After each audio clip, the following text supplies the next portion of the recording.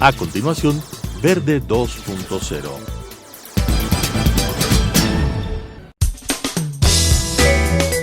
Clasificación A.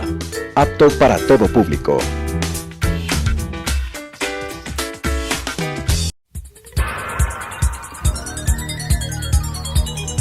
Las opiniones vertidas en este espacio por la producción y dirección del programa son de exclusiva responsabilidad de sus autores y de quienes intervienen en ellos.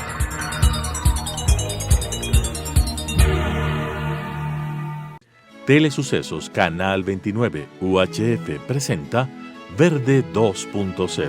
un programa de variedades sobre el acontecer ciudadano con la conducción de Claudia Arteaga. Verde 2.0. Gracias por estar con nosotros semana a semana aquí en Verde 2.0. El día de hoy tenemos como invitada a Belén Peares. Ella es magíster en conservación y gestión del medio ambiente. Con ella, además, queremos hablar sobre lo que hace la Fundación Pachamama y todo el proyecto y iniciativa de Cuencas Sagradas. ¿Qué quiere decir y cómo lograr comprender la iniciativa de Cuencas Sagradas cuando somos, Belén, un país amazónico, pero a veces no nos damos cuenta de la importancia de estar al inicio y ser efectivamente las fuentes del Amazonas? Con lo que yo quisiera compartir es, de alguna manera, es recordar la importancia primeramente de la Amazonía para el mundo en este momento de una crisis climática, de una crisis pandémica, de una crisis económica. Realmente las tendencias, lo que nos dicen los científicos, los acuerdos incluso de las convenciones internacionales sobre la importancia de proteger la Amazonía, tienen un claro direccionamiento. Nos están pidiendo alrededor del mundo, se nos está pidiendo a nivel del panel científico de Naciones Unidas para la Amazonía que tomemos en cuenta que este bioma tan importante para la salud del mundo está en un momento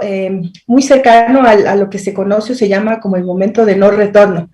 Esto quiere decir que el sistema como tal, si es que lo dejamos pasar de este punto en donde ya no podría dar este sistema equilibrado que le permite al bioma tener ciclos del agua, del carbono, de biodiversidad en armonía y en equilibrio, podríamos empezar a vivir en un caos sistémico en donde las lluvias los patrones de agua cambiarían en todos los continentes,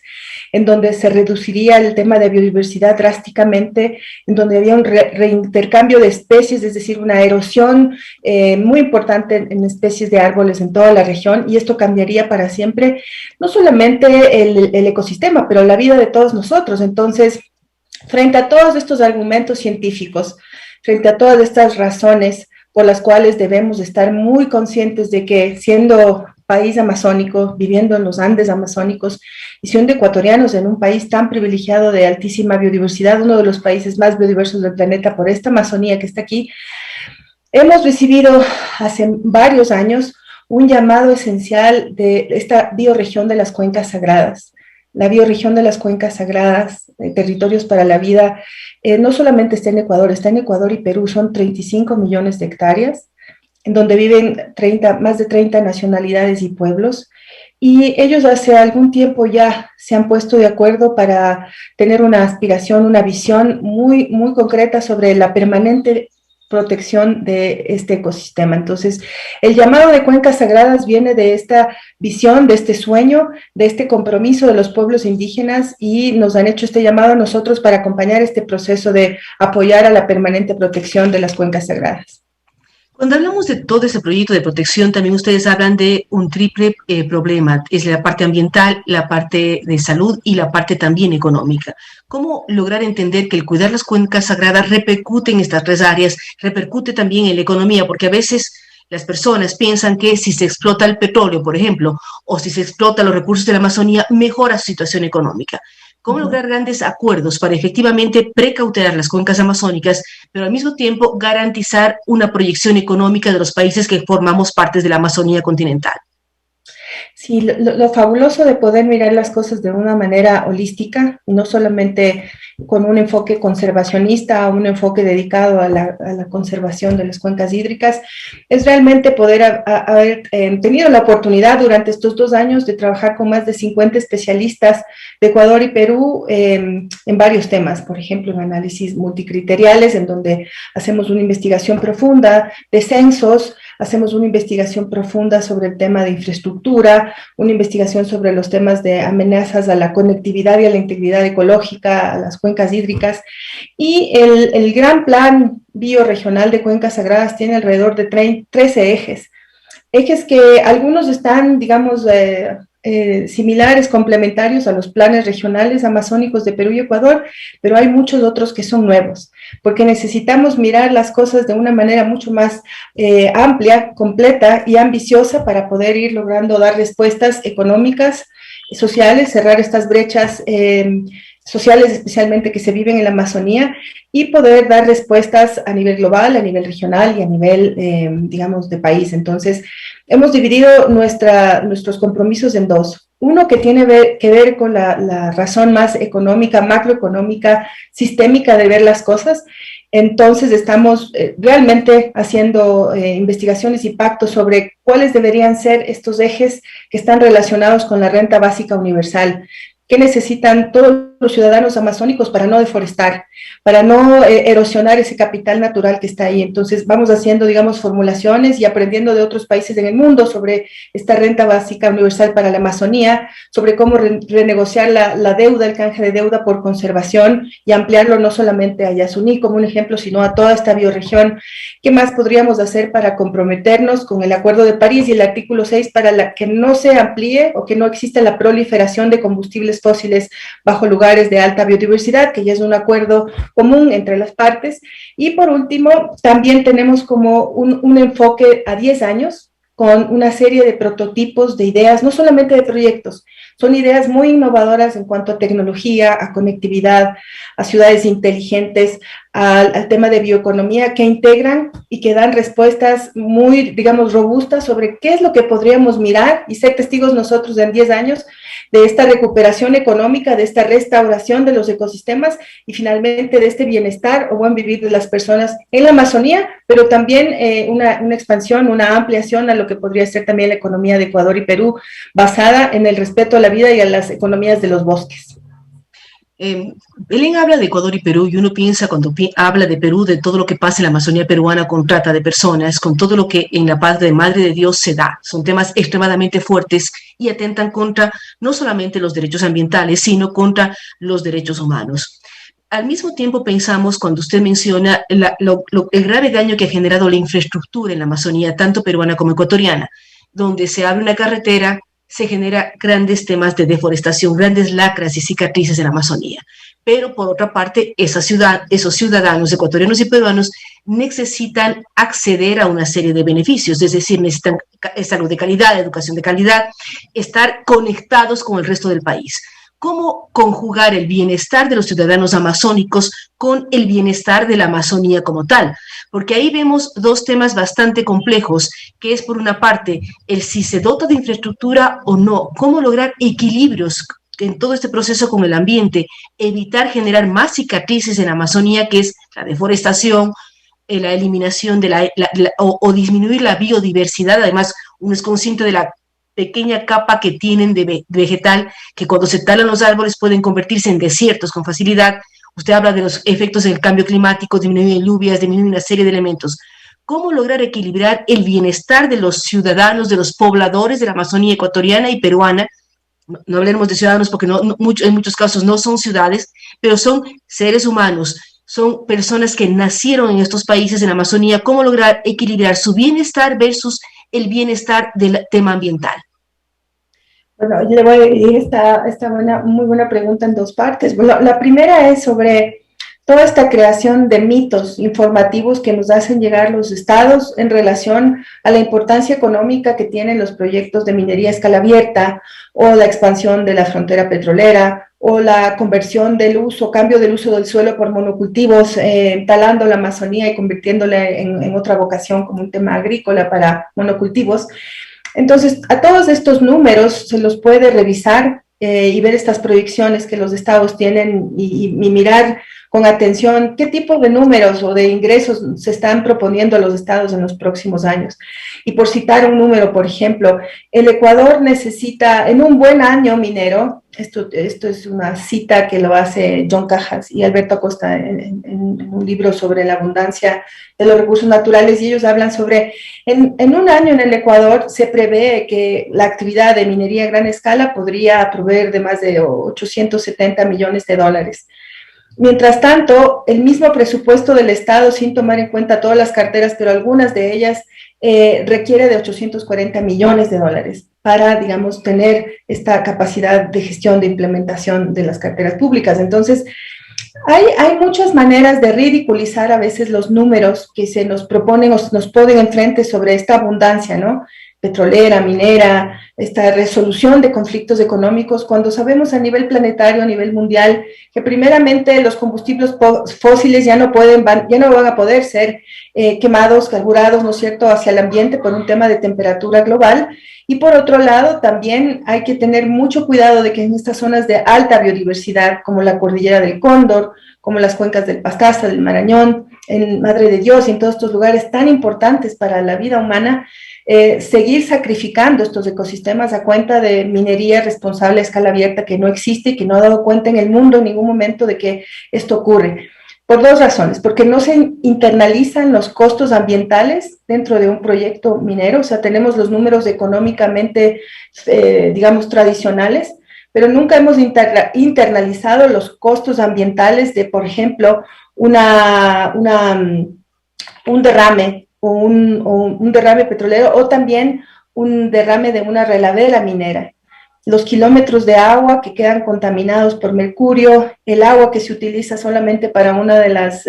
por día, son más de 240 mil millones de litros de agua para abastecer una minera a gran escala, que es lo que consume la ciudad de Ibarra en 2 semanas. Entonces, hay unas relaciones absurdas que tenemos que conocerlas, ridiculizar los números y realmente saber que una transición económica a economías de la vida, economías circulares, a economías basadas en la biodiversidad, en la restauración, podrían ser mucho más beneficiosas a largo plazo para la población local, para el país, y en realidad el reconocimiento de esta conservación de estos ecosistemas podría causarle al Ecuador y al Perú mucho más reconocimiento y financiamiento climático para la conservación de estos bosques y el bienestar de estas personas en la región. Pero hay preocupación, Belén, cuando recordamos la iniciativa Yasuní que la propuso el expresidente Correa y al final no se consiguió. No sabemos qué pasó, pero no hubo este financiamiento para el cuidado ambiental. Por otra parte, también los yacimientos, ya sea de oro o de cobre o de cualquier metal precioso, están identificados. ¿Cómo garantizar que si no entra la minería a gran escala, no entren temas como Nambija, de minería artesanal, que muchas veces, minería ilegal, deforesta y contamina mucho más que la minería a gran escala? Las dos generan, somos conscientes, las dos deforestan, las dos contaminan, pero la artesanal no tiene ningún tipo de control, o la ilegal, y uno recuerda lo que se ha vivido en Nambija, lo que pasa en Zaruma, que es muchísimo más cercano, es un queso gruyere que de pronto se viene abajo toda una ciudad, o lo que ha pasado en minas como en Buenos Aires, en la zona norte del Ecuador. ¿Cómo evitar y cómo garantizar que si el yacimiento de oro fue encontrado, si no interviene una minera, entre comillas, responsable, usted discute mucho de esto, no intervengan cientos de mineros ilegales que muchas veces son asusados también por políticos poco escrupulosos que después hablan en contra de la minería legal o a gran escala y benefician a la minería ilegal? Sí, Claudia, mire, yo creo que este es el momento de los grandes pactos sociales y de los grandes pactos ecológicos, ambientales hacia la transición de la justicia climática. Entonces, alrededor del mundo estamos mirando cómo una serie de movimientos sociales, entre ellos también los movimientos indígenas, están en el pie de la batalla por la defensa no solamente de sus derechos colectivos o de los derechos de la naturaleza, pero también por los derechos intergeneracionales y la justicia climática a un ambiente en donde los humanos podamos sobrevivir. Entonces, necesitamos en este momento de pactos sociales, ecológicos, realmente tomar en cuenta cuáles son los principios hacia una transición sistémica que nos permita a 10, 20, 30 años tomar los caminos y los rumbos necesarios para hacer los cambios que son necesarios. Entonces, en donde existe ahorita campos petroleros, en donde existen proyectos o concesiones mineras que están trabajando, estas actividades se tienen que hacer con los máximos estándares, con los menos riesgos posibles, con la entrega de licencias que monitoreen efectivamente que no están haciendo una destrucción, una contaminación, que es algo que lo hacen permanentemente. Y por otro lado, se debe sacar por fuera del mapa y por fuera de las aspiraciones incluso de país, ciertos lugares que en este momento ya no podrían ser sacrificados por una razón fundamental, que es para la permanencia de la vida humana, la vida de los ecuatorianos, la vida de los amazónicos a futuro. Entonces, estamos frente a un dilema que es muy serio. Por un lado es hacer, digamos, este pacto sobre la vida y decir, bueno, en estos lugares simplemente el Ecuador y el Perú no va a hacer ningún tipo de actividad industrial, porque va a sustituirlo por otro tipo de economías, por innovación tecnológica, vamos a tener recursos por esto, pero en los lugares donde sí existe esta actividad lo vamos a hacer de la mejor manera. Y enfocarnos a al tercer pacto, digamos. El tercer pacto, como lo decía ya Carlos Nobre, que es este profesor amazónico, el third pathway en la Amazonía es encontrar en la Amazonía las soluciones económicas, sistémicas y de transición que nos permitan efectivamente en 10, 20 años, 30 años, saber que a través de un proceso de restauración, de mejoramiento de las cuencas fluviales que ahora están bastante contaminadas, haya una capacidad de trabajo a nivel local, a nivel regional, con los gobiernos subnacionales, que además tienen las competencias ambientales. Y en este momento los gobiernos subnacionales, y menciono la importancia de estos, tienen algunos acuerdos con el GCF, que es digamos, el Acuerdo de Gobernadores por el Clima, y tanto en Ecuador como en Perú se van a comenzar a canalizar recursos sumamente importantes para la protección de estas provincias amazónicas, para frenar el tema de la ampliación de la conectividad y de esta infraestructura que es letal, porque en donde entran las carreteras, en donde entran puertos amazónicos, sabemos que hay una deforestación terrible, y justamente estos incentivos financieros y estos pactos incluso de prefecturas amazónicas están llegando a acuerdos en donde ellos mismos se dan cuenta que la conectividad y ampliar esta conectividad hacia adentro no es posible, y se están buscando mecanismos como por ejemplo transporte solar, tal vez generar teleféricos con otro tipo de energía que pueda movilizarse por ciertos tramos de la Amazonía. Todo esto puede suceder, la tecnología existe. La gestión de recursos se podría hacer. Entre tanto, la voluntad política de Ecuador y Perú aspiran a ser un país como Costa Rica, un país en donde amazónicos que le den un ejemplo a Brasil, que le dan un ejemplo a Colombia, y que incluso podríamos generar, digamos, un hito, ¿no? Un hito de cómo se podría ver la Amazonía y la economía basada en economías de los bosques. Usted, Belén, es la secretaria general de la Iniciativa de Cuencas Sagradas. ¿Cómo acercarse a los gobiernos? Perú está por cambiar gobierno el 28 de julio y Ecuador ya cambió gobierno la semana pasada. ¿Cómo lograr acuerdos con los gobiernos que están instalando y con los parlamentos o con los congresos o asambleas que se están instalando? ¿Cómo lograr estos acuerdos para que efectivamente lo que ustedes proponen se convierta en realidad y exista esta protección en las provincias amazónicas y en todo lo que significa las cuencas sagradas, que ustedes lo mencionan así, pero es donde nace el río amazónico, donde se forma esta enorme y riquísima biodiversidad que es fundamental no solamente para nuestros países, sino para el mundo entero? Bueno, afortunadamente, Claudia, hemos trabajado por más de 25 años con pueblos indígenas en Ecuador y en Perú. Entonces, desde este llamado, desde esta confianza, desde esta unidad, desde este entendimiento del movimiento amazónico, podemos ver por un lado que ese liderazgo, esa capacidad de gestión, de generar una estructura financiera para cuencas sagradas, de gestionar recursos para esto, en los próximos años va a quedar muy claro que va a ser gestionado por pueblos indígenas,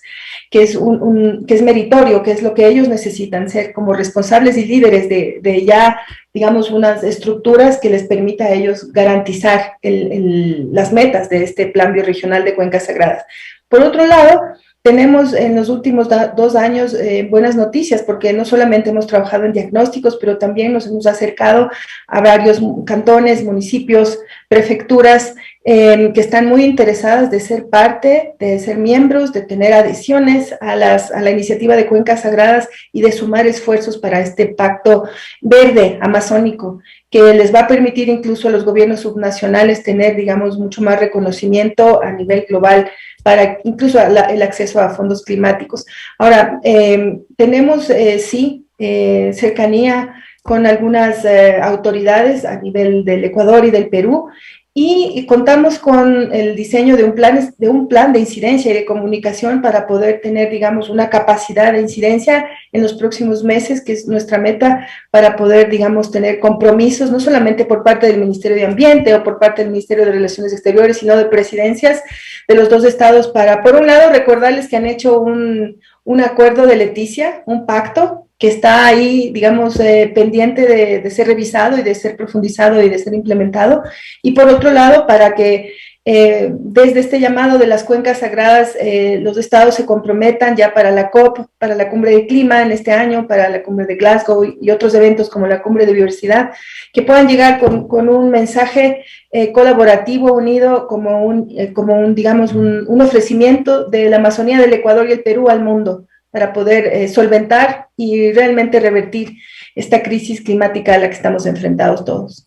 Esperamos que esto se cumpla y efectivamente se logre concretar estos acuerdos y estos grandes pactos para proyectar y cuidar todo lo que significa este enorme corredor biodiverso entre Ecuador y Perú, que son las cuencas altas, las cuencas sagradas del Amazonas, y permitirá luchar por una serie de elementos. Queremos agradecer a Belén Páez, recordamos que ella es la secretaria general de las Cuencas Sagradas de la Amazonía. Con ella hemos dialogado sobre la importancia de buscar nuevas alternativas con los 3 pilares, la parte ambiental, la parte de salud y la parte económica de la Amazonía, que involucra a muchos países. 8 países somos partes de la cuenca amazónica y Ecuador y Perú somos los guardianes del origen de la Amazonía y de la enorme biodiversidad. Es que es obligación de todos cuidarla, preservarla, conocerla y cuidar además para que se evite el cambio climático, no solo en Sudamérica, sino a nivel global. Nuevamente, gracias a Belén Páez y a ustedes que nos han acompañado una semana más aquí en Verde 2.0. Nos vemos en una semana más.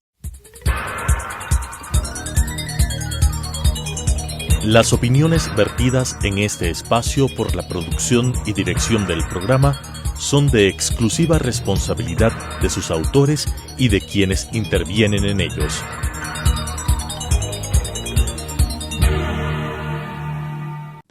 Telesucesos Canal 29 UHF presentó Verde 2.0,